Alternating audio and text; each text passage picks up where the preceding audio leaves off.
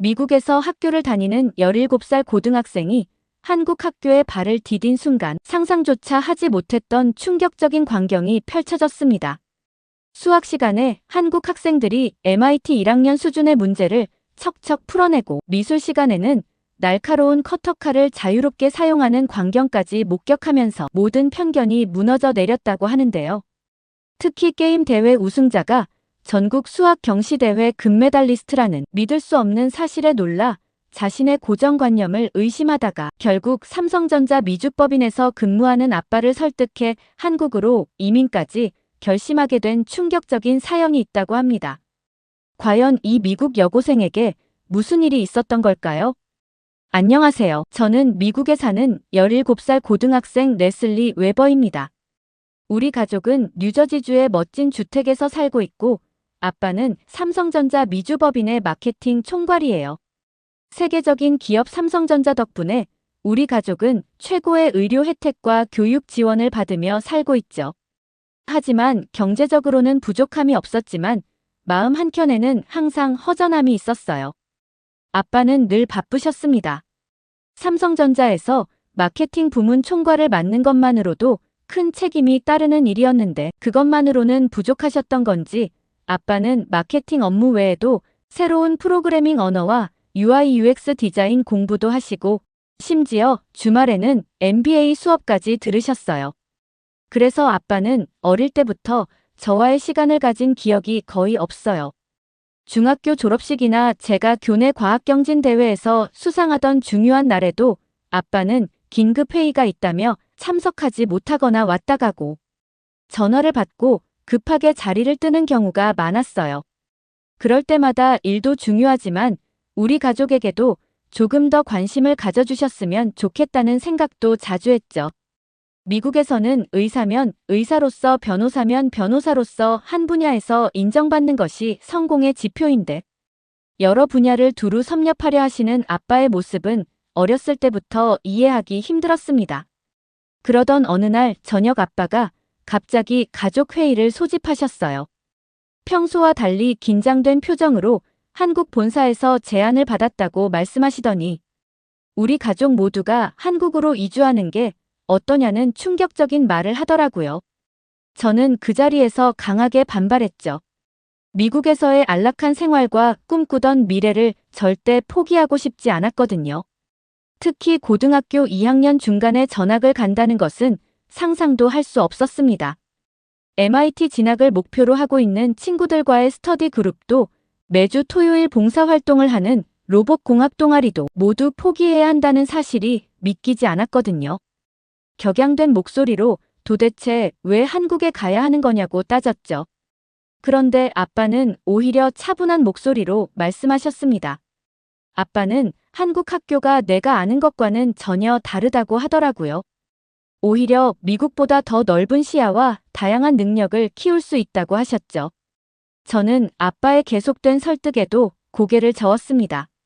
미국이 모든 분야에서 앞서 있는데 작은 아시아 국가 한국에서 도대체 뭘 배운다는 말인지 전혀 이해가 안 됐어요. 게다가 영어도 서툰 곳에서 어떻게 공부하냐며 반발했죠. 그러자 아빠는 의외의 말씀을 하셨어요. 한국 사람들은 공부도 잘하고 음악도 잘하고 심지어 게임도 잘한다고요. 아빠가 다니시는 삼성전자도 애플과 어깨를 나란히 하는 세계 최고의 기업이라고 하시면서 함께 일하는 한국 동료들이 다재다능한 모습을 보면 놀랍다고 하시는 거 있죠. 그러면서 이런 능력이 다 한국 교육의 결과물이라고 강조하셨어요. 더구나 한국에서는 모든 학생이 코딩을 배우고 로봇공학에도 관심이 많다면서 제가 관심 있어 하는 분야들을 예로 들어가며 앞으로 제가 이쪽 분야에서 성공하려고 해도 한국 교육을 받지 않고는 불가능할 거라며 협박 아닌 협박을 하면서 설득하셨죠. 특히 인상 깊었던 건 아빠의 다재다능함이 한국 학교 교육에서 비롯됐다는 말씀이었습니다. 하지만 저는 그때 그 말을 전혀 믿을 수 없었어요. 오히려 아빠가 삼성전자에서 너무 오래 일하시다 보니 한국 사람들에게 지나치게 동화된 게 아닌가 하는 의심마저 들었습니다. 저는 아빠의 한국행 제안을 도저히 받아들일 수 없었어요.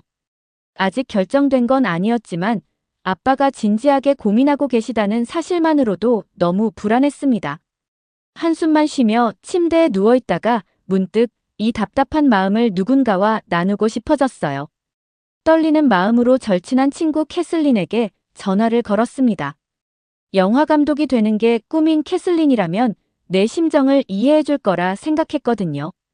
아빠가 삼성전자 본사로부터 한국행 제안을 받았다고, 그래서 우리 가족이 한국으로 갈 수도 있다고 조심스럽게 말했죠. 그런데 영화 감독이 되는 게 꿈인 캐슬린은 제가 예상하지 못한 반응을 보였습니다. 오히려 부러워하면서 흥분된 목소리로 말하더라고요. 한국에 가서 교육까지 받게 된다니 정말 부럽다면서 자신도 한국에서 공부하고 싶다고 말했습니다. 요즘 미국에서 한국 드라마와 영화가 대세라며 한국식 연출과 스토리텔링을 배우고 싶다고 했죠. 저는 정말 의아했어요. 제가 알던 한국은 그저 삼성전자라는 회사가 있는 작은 아시아 국가였을 뿐인데, 캐슬린은 마치 할리우드나 실리콘밸리처럼 한국을 이야기하고 있었거든요. 특히 캐슬린이 영화를 전공하려는 학생으로서 한국 콘텐츠를 그토록 추종한다는 게 더욱 이해가 되지 않았습니다. 제 의구심을 눈치챘는지 캐슬린은 넷플릭스 글로벌 차트 1위를 휩쓸고 있는 한국 드라마들을 예로 들었죠. 넷플릭스가 앞으로 4년 동안 한국 콘텐츠에 25억 달러를 투자하기로 했다는 뉴스까지 전하면서 자신의 사촌부터 할머니까지 모두가 한국 콘텐츠의 열렬한 팬이 되었다고 말했어요. 음식, 뷰티, 패션, 일상 브이로그까지 한국 사람들은 정말 못하는 게 없다며 연신 감탄했습니다. 저는 여전히 회의적이었어요. 영화나 드라마야 잘 만들 수도 있겠지만 그게 교육과 무슨 상관이 있냐는 생각이 들었죠. 한국 문화를 좋아하는 건 이해하지만 한국 학교는 전혀 다른 문제 아니냐고 반문했어요. 그러자 캐슬린은 제가 전공하려는 로봇공학보다 더 첨단 기술이 집약된 것이 바로 K컬처라고 말하더라고요. 전 세계 사람들이 열광하고 소비하는 한국의 문화 콘텐츠야말로 미래 산업의 핵심이라고 설명했죠. 그러면서 캐슬린은 클라라라는 친구를 소개해주겠다고 했어요. 미국인이지만 7살 때 한국으로 건너가 10년간 한국 교육을 받은 친구라면서 마침 잠시 미국에 와 있는데 저와 비슷한 경험이 있으니 만나보는 게 어떻겠냐고 제안했습니다. 다음 날 캐슬린의 소개로 맨해튼의 한 카페에서 클라라를 만났어요. 카페 문이 열리고 금발 머리의 소녀가 들어왔는데 전형적인 미국 소녀의 외모와는 달리 안녕하세요 라고 자연스러운 한국어로 인사를 하는 모습이 무척 인상적이었습니다. 클라라는 제가 한국으로 가게 될 수도 있다는 이야기를 들었다며 반가운 미소로 자리에 앉았죠. 처음에는 완벽한 미국인 외모에 한국어를 구사하는 모습이 너무 이질적이어서 살짝 당황했어요. 하지만 용기를 내어 제 상황을 설명했죠. 아빠가 삼성전자 본사로부터 제안을 받아서 한국행을 고민 중이라고요. 그러자 클라라는 답변 대신 노트북을 꺼냈어요. 제가 로봇공학에 관심이 있다는 얘기를 캐슬린에게 들었다면서 자신이 한국에서 개발한 웨어러블 로봇 프로젝트를 보여주었죠. 그런데 저는 클라라가 보여주는 화면에 깜짝 놀라지 않을 수 없었어요. ROS 기반의 휴머노이드 로봇 제어 시스템이었는데 파이썬으로 구현한 실시간 모션 컨트롤 알고리즘부터 C++로 작성된 균형 제어 모듈까지 완전 전문가 수준의 코드였거든요. 저도 모르게 몸을 앞으로 기울이며 물었죠. ROS 기반의 모션 컨트롤 알고리즘이 어떻게 저렇게 자연스러울 수 있는지, 특히 균형 제어 부분은 마치 전문가가 만든 것 같다고요. 이 정도면 MIT 준비 스터디 그룹에서 고민하던 것보다 훨씬 진보된 형태였거든요. 그런데 더 놀라운 건 클라라의 대답이었어요. 이 정도는 한국 고등학교 로봇공학 동아리에서 기본으로 다룬다는 거예요. 게다가 한국의 카이스트가 최근 개발한 웨어러블 로봇으로 세계 로보틱스 챌린지에서 1위를 차지했다는 소식도 전해주었죠. 자신도 한국 학교에서 배운 로봇공학 기초가 있었기에 이런 고급 프로젝트에 도전할 수 있었다고 설명했어요. 이어서 클라라는 다른 것들도 보여주고 싶다며 밝은 목소리로 노트북 화면을 넘기기 시작했어요. 그런데 화면 속에는 놀라운 것들이 가득했습니다. 로봇공학 프로젝트 외에도 화려한 비트가 돋보이는 자작 K-팝 음원들과 3D 그래픽으로 구현된 모바일 게임 데모 버전, 그리고 수만 명의 구독자를 보유한 요리 레시피 블로그까지 있더라고요. 저는 이 모든 것을 클라라가 직접 만든 건지 놀라움을 감추지 못하며 물었죠. 한 분야의 전문성을 키우는 것도 쉽지 않은데 이렇게 다양한 분야를 모두 잘한다는 게 도저히 믿기지 않았거든요. 제가 눈을 동그랗게 뜨고 이런 수업들을 정말 모든 학생들이 다 듣는 거냐며 놀라워하자 클라라는 한국의 교육 시스템에 대해 더 자세히 설명해 주었어요. 한국의 학교들은 학생들의 다양한 재능을 발견하고 키우는데 큰 관심을 기울인다면서 자신의 경험담을 하나하나 들려주었죠. 말을 마친 클라라는 자신이 다니는 학교에 외국인 학생들을 대상으로 하는 한국 학교 체험 프로그램이 있는데 참가해보면 어떠냐고 말을 하더라고요. 이걸 통해 직접 한국의 교육을 경험해보면 오히려 더 직접적인 느낌을 받을 수 있다고 했죠. 저는 잠시 고민했지만 클라라가 보여준 것들이 너무나 인상적이어서 결국 참가해보기로 했습니다. 특히 한국 학생들이 이렇게 다양한 분야를 동시에 공부하면서도 각 분야에서 뛰어난 성과를 내는 것이 정말 가능한지 직접 눈으로 확인하고 싶었거든요. 로봇공학부터 음악, 게임 개발까지 정말 한국의 교육이 클라라가 말한 것처럼 특별한지 꼭 경험해보고 싶었어요. 드디어 한국 학교 체험 프로그램 첫날이 밝았습니다. 긴장된 마음으로 교문 쪽으로 걸어가던 중 건너편 초등학교가 눈에 들어왔어요. 그런데 놀라운 광경을 목격했습니다. 어린 초등학생들이 부모님 없이 혼자서 등교하고 있었던 거예요. 저는 충격을 감출 수 없었습니다. 미국에서는 납치나 폭력 위험 때문에 17살인 제가 아직도 부모님의 승용차로 등하교를 하고 있는데 채 10살도 되어 보이지 않는 아이들이 홀로 등교하는 모습이 도저히 이해되지 않았거든요. 한국이 안전한 나라라고는 하지만 이건 너무 무책임한 게 아닌가 하는 생각까지 들더라고요. 그렇게 의문을 품은 채 학교 안으로 들어섰는데 또 다른 충격적인 광경이 펼쳐졌어요. 학생들이 일제히 교실 청소를 하고 있었던 거예요. 복도는 이미 깨끗이 청소가 되어 있었고 각 반에서는 학생들이 분주히 움직이며 책상을 닦고 바닥을 쓸고 있었죠. 제 안내를 맡은 학생회장 민서는 차분한 목소리로 이것이 매일 아침 있는 일상적인 풍경이라고 설명해 주었습니다. 저는 고개를 끄덕이면서도 쉽게 납득이 가지 않았어요. 미국에서는 전문 청소부들이 하는 일을 학생들이 자발적으로 한다는 게 너무나 낯설었기 때문입니다. 게다가 누군가 시키지 않았는데도 묵묵히 자신의 일을 해내는 모습이 마치 다른 세계를 보는 것 같았죠. 문득 한국의 높은 시민의식이 이런 교육에서 비롯되는 건지 궁금해졌어요. 민서에게 조심스럽게 물어보자 민서는 웃으면서 한국 학생들은 자기 주변을 청소하는 것은 물론이고 학교 전체를 관리하는 데에도 참여한다고 설명해 주더라고요. 더 놀라운 것은 학교 규율을 어긴 학생들은 방과 후에 남아서 화장실 청소까지 도맡아 한다는 이야기였어요.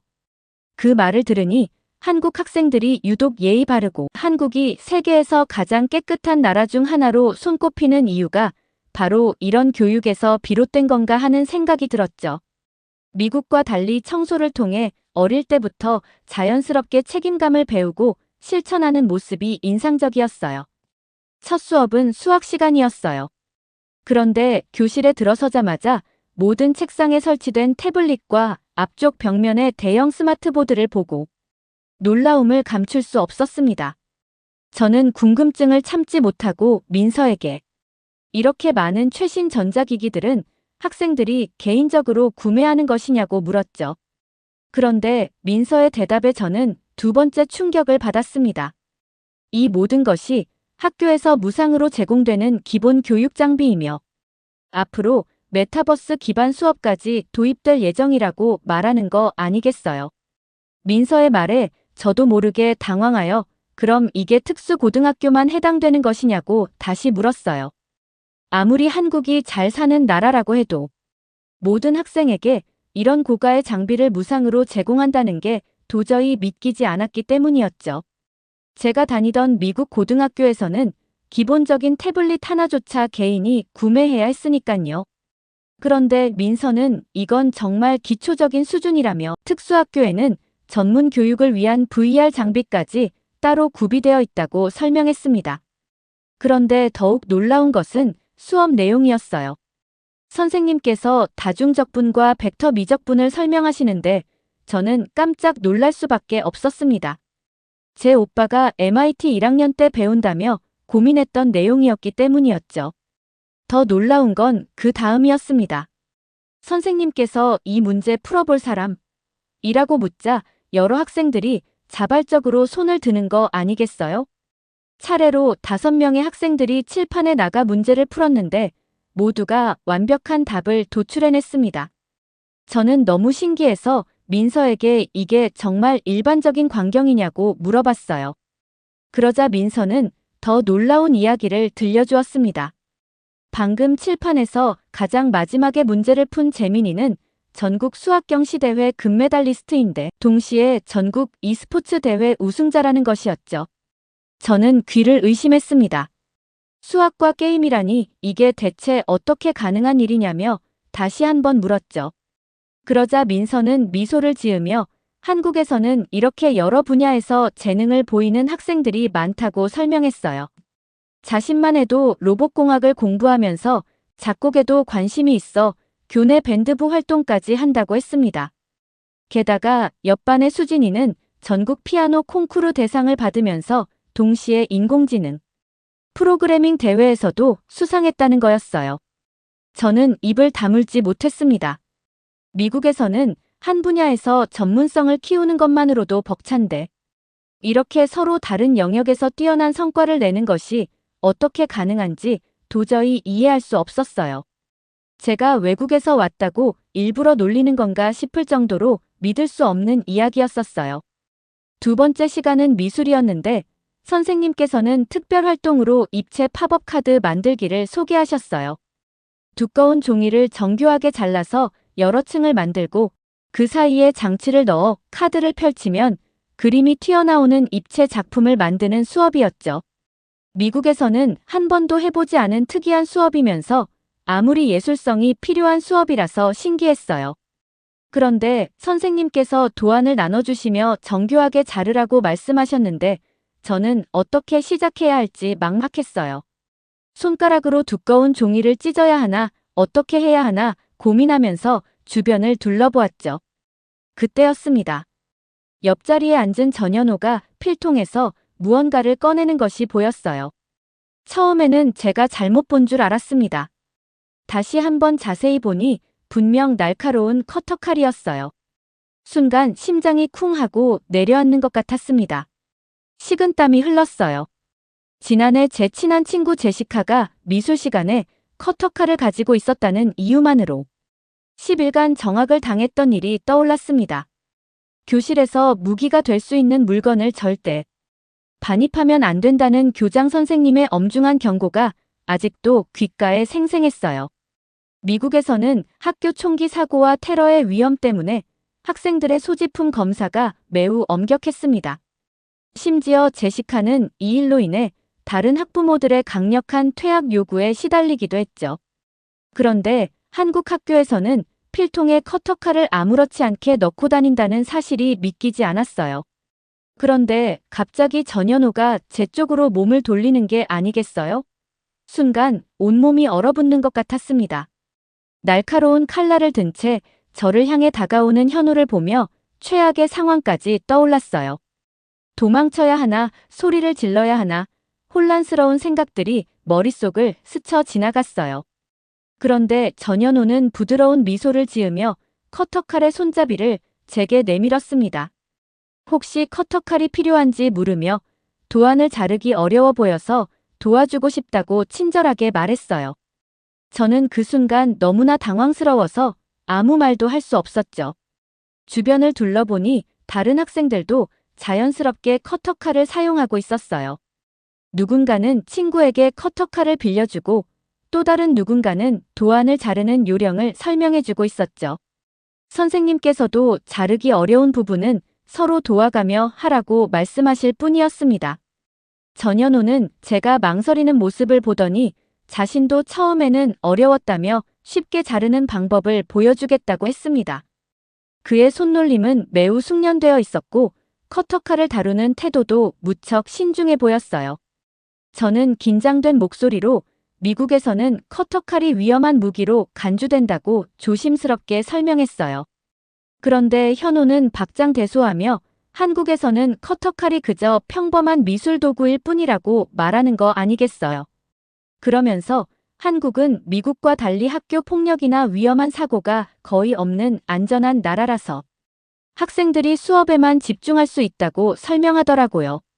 저는 그제서야 마음을 놓으면서 오히려 부끄러워졌습니다.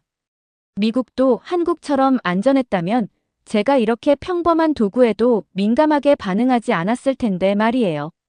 게다가 현호가 외국인인 저를 배려해서 도와주려 했던 것인데 마치 위험한 사람처럼 경계했던 제 모습이 무척이나 미안하게 느껴졌습니다. 그런데 그때였어요. 점심시간이 다가오자 학생들이 한쪽 다리를 책상 밖으로 빼고 자세를 잡는 모습이 보였습니다. 마치 육상 선수들이 출발선에서 준비 자세를 취하는 것처럼 보였어요. 잠시 후 수업종이 울리자마자 학생들은 일제히 자리에서 일어나 급식실을 향해 달려나갔습니다. 저는 한국 학생들이 이렇게나 배가 고팠나 하는 생각이 들었죠. 하지만 급식실에 도착한 순간 저는 완전히 다른 광경에 입이 떡 벌어졌습니다. 오늘의 식단은 카레라이스, 토마토 파스타, 전복 미역국이었거든요. 특히 전복 미역국은 미국에서는 고급 레스토랑에서도 맛보기 힘든 한식이었죠. 호기심에 민서에게 급식비가 얼마인지 물어보았습니다. 그런데 민서의 대답은 저를 더욱 놀라게 했어요. 이 모든 게 무료라는 거였습니다. 게다가 매일 다른 메뉴가 제공되고 심지어 영양사 선생님이 직접 식단을 구성한다고 설명하더라고요. 마치 최고급 뷔페처럼 다양한 음식들이 매일 새롭게 제공된다는 사실이 믿기지 않았습니다. 미국의 학교 급식이 떠올랐어요. 매일 같은 햄버거와 피자, 치킨 너겟만 반복되는 단조로운 메뉴였죠. 그런데 한국의 급식은 달랐습니다. 민서는 영양사 선생님들이 학생들의 영양 균형을 고려해 식단을 짜고 조리사 선생님들이 매일 아침 일찍부터 정성껏 음식을 준비한다고 설명했어요. 더 놀라운 건 이런 시스템이 전국 모든 학교에 적용되어 있다는 점이었습니다. 그때 문득 깨달았습니다. 한국의 교육은 이런 식이었던 거예요. 안전하고 질서 있는 학교 문화, 다양한 체험과 경험을 존중하는 수업, 그리고 영양가 높은 급식까지. 이런 환경에서 자란 학생들이 여러 분야에서 재능을 보이는 것은 당연한 결과였죠. 이제야 아버지의 모습이 새롭게 보였습니다. 마케팅 총괄이면서도 프로그래밍을 배우고 UI UX를 공부하며 MBA 과정까지 도전하시는 아버지의 모습은 한국의 다재다능한 교육 방식을 실천하고 계셨던 거였어요. 세계에서 가장 혁신적인 한국 학교 교육을 받고 성장한 한국 사람들을 이해하고 함께하려면 아버지도 끊임없이 새로운 분야를 배우고 도전해야 했던 것입니다. 저는 그동안 아버지의 이런 노력을 이해하지 못했다는 것이 미안해졌어요. 그건 한국의 교육이 만들어낸 다재다능한 인재의 모습이었던 거예요. 삼성전자가 세계 최고의 기업이 될 수 있었던 것도, K-팝이 전 세계를 사로잡을 수 있었던 것도 모두 이런 교육에서 비롯된 결과물이었습니다. 그날 저녁 아버지께 한국 학교 체험 프로그램에서 보고 느낀 점을 자세히 말씀드렸어요. 아버지는 제가 한국행에 긍정적으로 변한 것을 기뻐하시며 앞으로 제가 경험하게 될 더 많은 놀라운 것들에 대해 이야기해 주셨습니다. 저는 이제 확신할 수 있었어요. 한국으로의 이주는 제 인생의 새로운 전환점이 될 거라는 걸요. 오늘 사연 어떻게 들으셨나요? 끝까지 들어주셔서 정말 감사합니다. 오늘 사연이 재미있으셨다면 좋은 의견을 댓글로 남겨주세요. 공유도 많이 해주시고요. 구독 버튼까지 눌러주시면 정말 감사하겠습니다. 저는 더 좋은 사연으로 찾아뵐게요. 감동도서관이었습니다. 감사합니다. 여기 720도 회전 발차기를 하며 하늘을 나는 한국 소년 영상이 전 세계를 놀라게 했습니다. 이 영상이 퍼지면서 미국 문제 학생들이 태권도를 배우고 180도 개과천선하는 놀라운 변화를 보이고 있다는데요. 심지어 미국의 상담 교사들이 학교 폭력 문제 해결을 위해 태권도장을 찾고 있다고 합니다. 과연 무슨 일이 있었던 걸까요? 텍사스에서 한 여학생이 겪은 놀라운 이야기를 지금 바로 알려드립니다. 안녕하세요. 저는 미국 텍사스에서 고등학교를 다니는 15살 제인이라고 합니다. 텍사스주 외곽의 조용한 교외 지역에 살고 있는 평범한 고등학생이죠. 저는 상담교사인 엄마와 단둘이 살고 있어요. 엄마는 제가 다니는 학교의 상담교사인데 다른 학생들의 고민 상담을 하느라 늘 바빠서 저와 이야기할 시간이 많지 않았습니다. 엄마는 최근 미국 전역에서 일어나는 청소년들의 정신건강 문제로 업무가 기하급수적으로 늘어났어요. 지하철에서 행인을 밀어 위험에 빠뜨리는 위험한 장난이 SNS에서 유행하고 텍사스 학교에서 발생한 안타까운 총기 사고 이후로는 학생들의 심리 상태를 더욱 세심하게 살펴야 한다고 말했죠. 특히 퇴근 후에도 위험 징후가 있는 학생들의 상담 기록을 검토하느라 늦게까지 일하시는 모습을 보면 한편으로는 안쓰럽고 또 한편으로는 서운했어요. 가끔 저도 상담이 필요할 때가 있는데 엄마는 항상 다른 학생들의 상담이 우선인 것처럼 느껴졌거든요. 그렇지만 저에겐 7살 때부터 절친한 친구 트리샤가 있어요. 처음엔 평범하고 오래된 친구 사이였지만 작년부터 트리샤가 한국 문화에 빠지면서 우리의 우정은 더욱 특별해졌죠. 특히 트리샤는 한국산 제품이라고 하면 사족을 못 쓰는 아이였어요.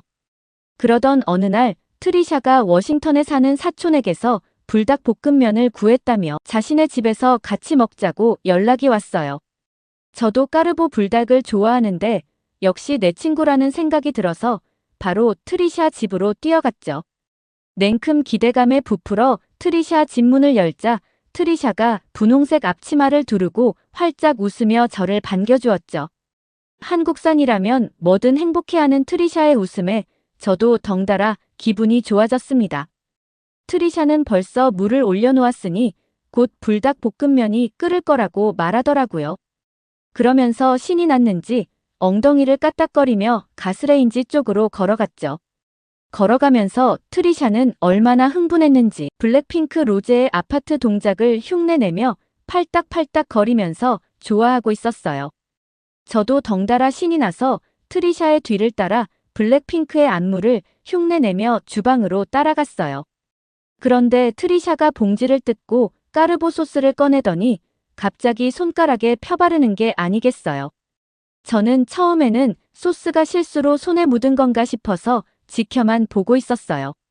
그런데 트리샤는 그 소스를 자신의 입술에 살짝 바르는 게 아니겠어요. 단순히 손가락에 묻은 소스를 핥아 먹으려는 게 아니라 마치 립스틱을 바르듯 정성스럽게 입술 위에 바르는 거예요. 저는 너무 놀라서 그 소스를 입술에 바르고 나중에 혀로 핥아 먹으려는 건지 물었어요. 소스는 나중에 물이 끓으면 면이랑 같이 먹어야 한다면서 입술에 그렇게 발라놓는 이유가 뭐냐고 물었죠. 트리샤가 아무리 한국산 제품을 좋아해도 소스만 입술에 뻘겋게 발라놓으면 너무 맵지 않을까 걱정이 되었기 때문이죠. 그런데 이어지는 트리샤의 말에 저는 경악하고 말았습니다. 트리샤는 장난스럽게 키득거리며 이것이 바로 K-뷰티라고 설명하는 거예요. 불닭 소스의 매운맛이 입술을 생기발랄하고 도톰하게 만들어준다면서 요즘은 한국산 식재료가 무척 깨끗하고 건강해서 화장품처럼 피부에 바르는 사람들이 많아졌다고 신이 나서 이야기하더라고요. 저는 한국 문화를 좋아하긴 하지만 이건 말도 안 된다며 혹시 나를 놀리는 건지 의심스러운 눈초리로 물어봤습니다. 트리샤는 제 질문에 답하려다가 매운 기운 때문인지 스아스아 소리를 내며 말을 이어갔어요. 진짜 까르보든 뭐든 요새 한국산 제품을 피부에 바르는 게 대세라면서. 특히 이 트렌드 때문에 가뜩이나 인기 폭발이던 불닭볶음면이 마트에서 품절 대란이 났고, 심지어 일부 마트에서는 한 사람당 구매 수량까지 제한했다고 자랑스럽게 설명했죠. 제가 계속 의심스러운 표정을 짓자 트리샤는 더욱 흥분된 목소리로 자신의 스마트폰을 보여줬어요. 핫소스 립 틴트 챌린지라는 새로운 트렌드였는데, 화면 속에는 수많은 10대들이 불닭 소스로 입술을 도톰하고 선명하게 만드는 영상이 가득했습니다. 영상들을 보다 보니 저도 슬슬 궁금해졌어요. 그래서 다른 어떤 한국 제품이 요즘 K-뷰티처럼 유행하는지 물어봤죠. 그러자 트리샤는 눈을 반짝이며 냉장고를 활짝 열었습니다. 정갈하게 정리된 냉장고 안에는 김치는 물론이고 고추장, 된장, 간장까지 다양한 한국 식품들이 가지런히 놓여 있더라고요. 그때 트리샤가 냉장고 맨 아래 칸에서 반투명한 용기 하나를 꺼냈어요.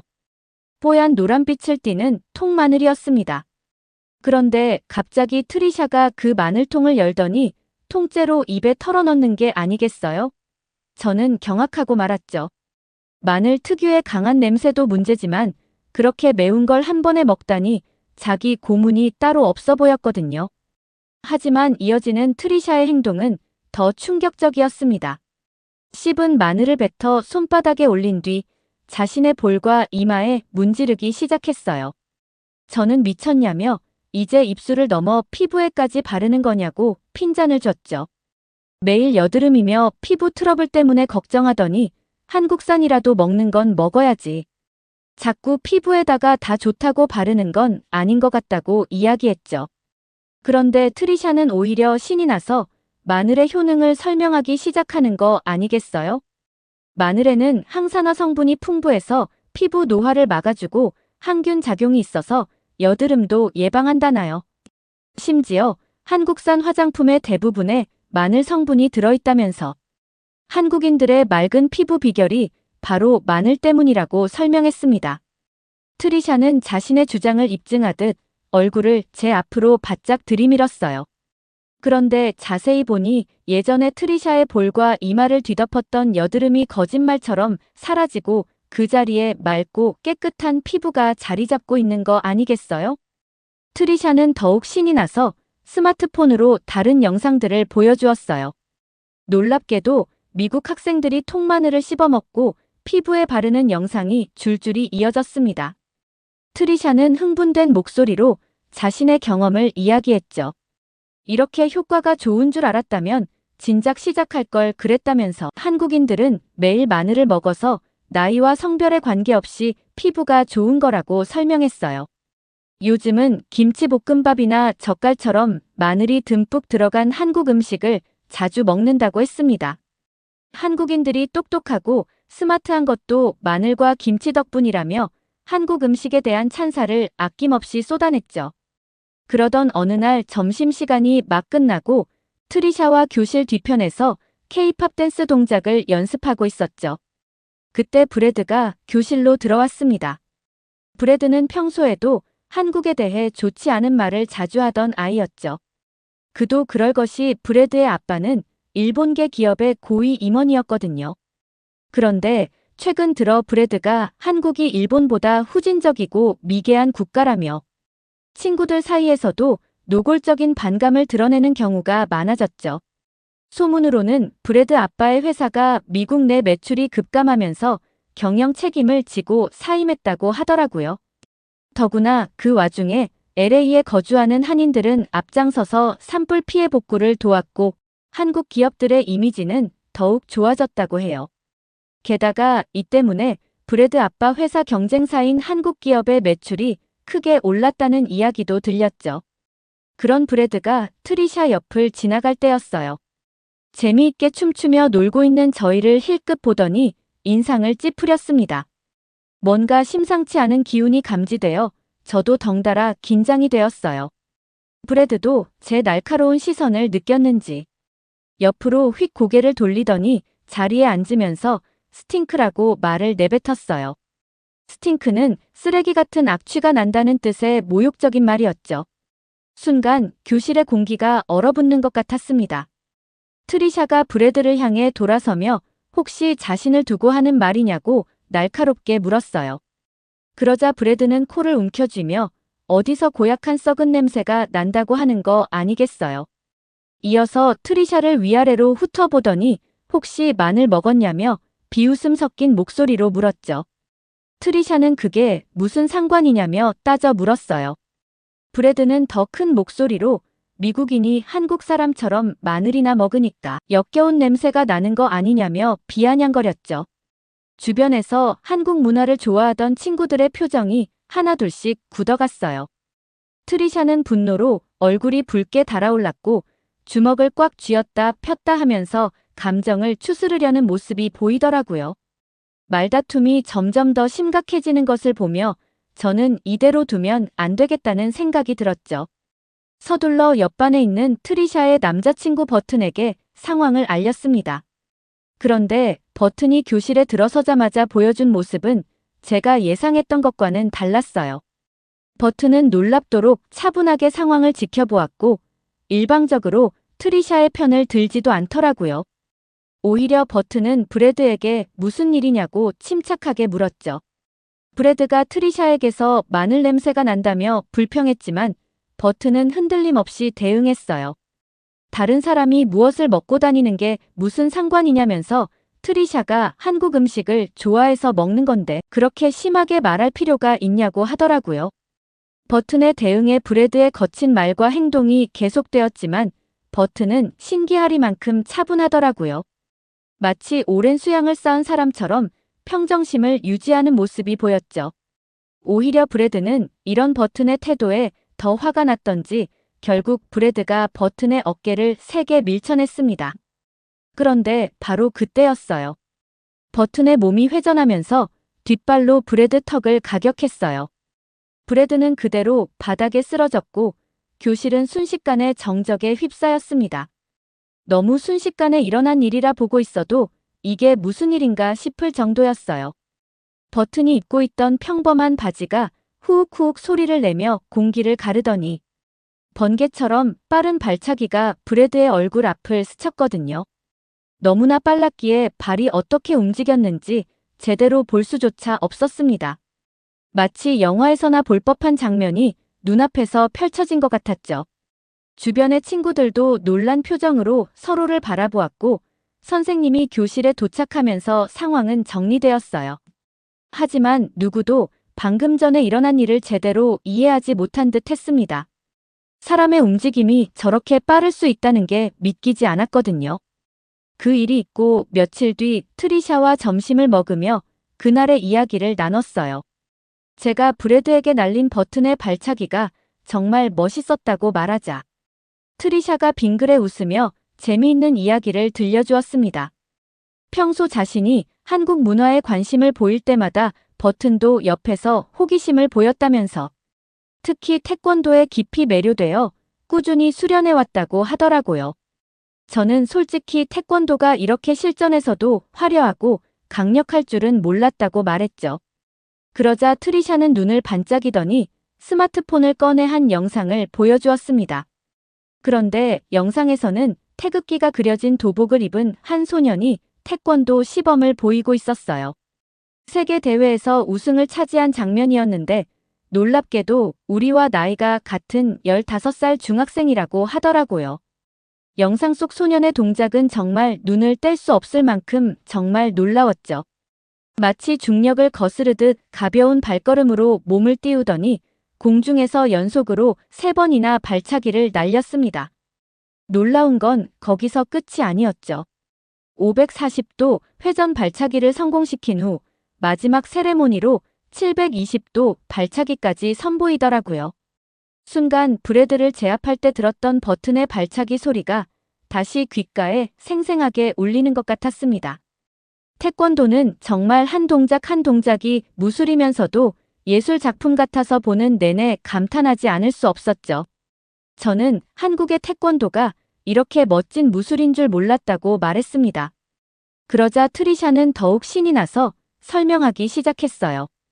한국인들은 어릴 때부터 태권도를 배우며 자란다면서 올림픽에서도 늘 메달을 독차지하고 있다고 했죠. 심지어 이제는 한국 인구보다 많은 전 세계 2억 명이 넘는 사람들이 태권도를 배우고 있다며 한국의 문화적 영향력을 자랑스럽게 이야기하더라고요. 그렇게 영상을 보며 태권도의 매력에 푹 빠져 있을 때 트리샤가 흥미로운 제안을 했어요. 오늘 버튼이 태권도장에 수련하러 가는데 우리도 같이 가보지 않겠냐고 물었죠. 마침 오늘은 승급 심사를 위한 시범도 있다면서 실제로 보면 더 멋질 거라고 말했습니다. 저는 호기심에 이끌려 바로 수락했어요. 방과 후 태권도장에 도착하자 예상보다 훨씬 많은 사람들이 수련하고 있었습니다. 버튼처럼 키 큰 고등학생부터 사업가처럼 보이는 중년의 남성들, 그리고 발끝도 닿지 않는 꼬마들까지 정말 다양한 연령대의 미국인들이 도복을 입고 열심히 수련하고 있었어요. 태권도는 한국 무술인데 미국 사람들이 이렇게까지 열정적으로 태권도를 배우고 있다는 사실에 놀라지 않을 수 없었죠. 태권도장 입구에서는 더 재미있는 광경을 목격했습니다. 작은 키에 통통한 볼이 귀여운 꼬마가 도장 안으로 들어가려다 말고 우뚝 멈춰 섰어요. 도복 차림의 그 꼬마는 5살도 채 되어 보이지 않았는데 출입구 앞에서 갑자기 허리를 곧게 펴고 두 발을 모았습니다. 차렷! 하는 구령에 맞춰 작은 두 주먹을 허벅지에 바짝 붙이더니 경례! 소리와 함께 90도로 허리를 깊이 숙였어요. 김사범님은 따뜻한 미소를 지으며 꼬마의 인사를 받아주셨고 꼬마는 환하게 웃으며 도장 안으로 뛰어들어갔습니다. 저는 이런 모습이 무척 인상적이어서 트리샤에게 물었어요. 어떻게 이렇게 어린아이가 예의 바른 인사를 할 수 있는지 궁금했거든요. 트리샤는 이것이 바로 태권도의 진정한 매력이라고 설명해 주었습니다. 단순히 발차기나 격파 같은 기술을 배우는 것이 아니라 예의와 존중을 가장 기본으로 삼는다고 했어요. 그러면서 자신도 처음에는 간단한 기본 동작조차 힘들어했지만 태권도의 정신을 배우면서 점차 달라지기 시작했다고 했죠. 특히 인상 깊었던 건 브래드와의 일을 다시 언급하면서였어요. 버튼이 그날 바로 반격하지 않고 차분히 상황을 중재하려 했던 이유가 바로 이 때문이었다고 하더라고요. 태권도는 절대 상대를 먼저 공격하지 않고 자신을 수양하는 무술이라 했죠. 마침 그때 김사범님이 어린 수련생들의 기본 동작 지도를 마치고 도장 한켠에서 휴식을 취하고 계셨어요. 저는 용기를 내어 김사범님께 다가가 공손히 인사를 드리고 태권도에 대해 여쭤보았습니다. 김사범님은 따뜻한 미소를 지으시며 자신의 이야기를 들려주셨어요. 전 세계에 1000명 정도밖에 없다는 태권도 구단 보유자로 7살 때부터 태권도를 시작하셨다고 합니다. 80년대부터 미국 각지를 돌아다니며 태권도를 알리는 일을 하셨고 이제는 이 지역 청소년들의 인성 교육에 모든 열정을 쏟고 계신다고 하더라고요. 저는 궁금증을 참지 못하고 왜 이렇게 어린 미국 아이들이 한국의 태권도를 배우고 심지어 예절까지 철저히 지키는 건지 물어보았죠. 그러자 김사범님은 잠시 생각에 잠기시더니 가까이에서 수련하고 있는 초등학생들을 가리키셨어요. 저 아이들이 처음 왔을 때는 서로 밀치고 장난만 치던 아이들이었는데 태권도를 배우고 나서부터 남을 먼저 공격하고 강함을 절대 뽐내지 않는다고 하더라고요. 태권도를 수양하면 할수록 아이들이 평화를 지키고 자신을 다스리는 법을 배운다고 했죠. 실제 도장 안을 둘러보니 마치 작은 사회처럼 다양한 연령대의 수련생들이 함께 어울려 수련하고 있었습니다. 검은 띠를 한 대학생들이 흰띠 초보자들의 발차기를 하나하나 봐주는 모습. 체격이 큰 어른이 어린아이와 짝이 되어 겸손하게 기본 동작을 맞춰주는 장면들이 눈에 들어왔어요. 특히 도장 구석에서는 은발이 성성한 할아버지께서 태극 일장 품새를 연습하고 계셨는데 그 모습이 마치 우아한 무용을 보는 것 같았습니다. 그날 저녁 평소처럼 늦게 퇴근하신 엄마와 저녁을 먹으며 태권도장에서의 경험을 이야기했습니다. 도장에서 본 예의 바른 아이들의 모습부터 김사범님의 가르침까지 하나하나 설명해 드렸어요. 특히 태권도가 단순한 무술이 아닌 정신 수양의 길이라는 점을 강조하면서 이런 가치관이 요즘 우리 학교의 문제들을 해결하는데 도움이 될 것 같다고 말씀드렸죠. 그러자 엄마는 반가운 듯 미소를 지으시며 최근 상담했던 톰이라는 학생 이야기를 들려주셨어요. 분노 조절에 어려움을 겪던 톰도 친구 따라 태권도를 배우기 시작했는데 석 달 만에 놀라운 변화가 있었다고 하더라고요. 예전에는 작은 일에도 화를 내고 주먹을 휘두르던 아이가 이제는 차분하게 대화로 문제를 해결하려 한다면서 태권도의 교육적 효과를 직접 확인하셨다고 했습니다. 저는 더욱 신이 나서 오늘 도장에서 본 것들을 이야기했어요. LA의 산불 현장에서 한인들이 솔선수범해서 피해 복구를 도왔다는 이야기부터 전 세계 2억 명이 넘는 사람들이 태권도를 수련한다는 사실까지 전했습니다. 특히 인상 깊었던 건 어린 꼬마부터 나이 드신 어르신까지 모두가 서로를 존중하며 수련하는 모습이었다고 말씀드렸죠. 엄마는 제 말을 주의 깊게 들으시더니 요즘 미국의 청소년 문제를 해결하는데 한국의 문화가 큰 도움이 될 것 같다고 하셨어요. 그래서 상담이 필요한 아이들에게 태권도를 적극적으로 추천하고 계시다고 했죠. 인내와 절제, 예의를 배우는 태권도야말로 지금 우리 아이들에게 가장 필요한 것이라고 말씀하셨습니다. 저는 그날 밤 태권도가 단순한 운동이나 무술이 아닌 한국의 정신과 문화를 세계에 전하는 훌륭한 매개체라는 것을 깨달았어요. 전 세계 어디에서도 찾아볼 수 없는 한국만의 독특한 예절, 문화와 정신 수양이야말로 태권도의 진정한 힘이라는 생각이 들었습니다. 오늘 사연 어떻게 들으셨나요? 끝까지 들어주셔서 정말 감사합니다. 오늘 사연이 재미있으셨다면 좋은 의견을 댓글로 남겨주세요. 공유도 많이 해주시고요. 구독 버튼까지 눌러주시면 정말 감사하겠습니다. 저는 더 좋은 사연으로 찾아뵐게요. 감동도서관이었습니다. 감사합니다.